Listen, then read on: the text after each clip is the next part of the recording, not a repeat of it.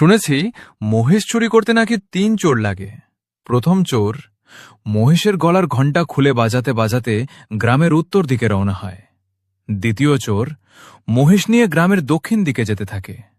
তৃতীয় চোর ভালো মানুষ সেজে গ্রামের মানুষের সাথে মিশে যায়। তারপর ভালো মানুষ সাজা তৃতীয় চোর গ্রামের মানুষদের পরামর্শ দেয় ঘণ্টার শব্দ যেদিক থেকে আসছে মহেশ সেই দিকেই গিয়েছে। গ্রামবাসী ঘণ্টা শব্দের দিকেই দৌড়াতে থাকে। ঘণ্টা নিয়ে যাওয়া প্রথম চোর নিরাপদ দূরত্বে গিয়ে ঘণ্টা ফেলে দিয়ে অন্ধকারে মিশে যায়। গ্রামবাসী ঘণ্টা খুঁজে পেয়ে ওইটা নিয়েই মশগুল থাকে। ঘণ্টা নিয়ে যাওয়া প্রথম চোর নিরাপদ দূরত্বে গিয়ে ঘণ্টা ফেলে দিয়ে অন্ধকারে মিশে যায়। গ্রামবাসী ঘণ্টা খুঁজে পেয়ে ওইটা নিয়েই মশগুল থাকে। মহেশ নিয়ে যাওয়া দ্বিতীয় চোর মহেশ নিয়ে নিরাপদে চলে যায়।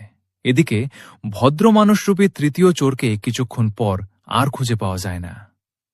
যাই হোক, এদেশের যে কোনো ইস্যুতে মিডিয়া প্রথমে ঘণ্টা বাজিয়ে বাজিয়ে একদিকে যেতে যেতে হঠাৎ মিলিয়ে যায়।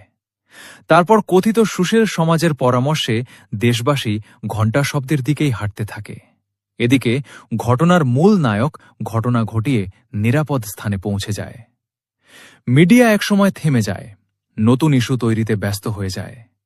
দেশবাসী কুড়িয়ে পাওয়া ঘণ্টাটা বাজাতে থাকে, বাজাতেই থাকে আর ভাবতে থাকে কি হলো, কিভাবে হলো।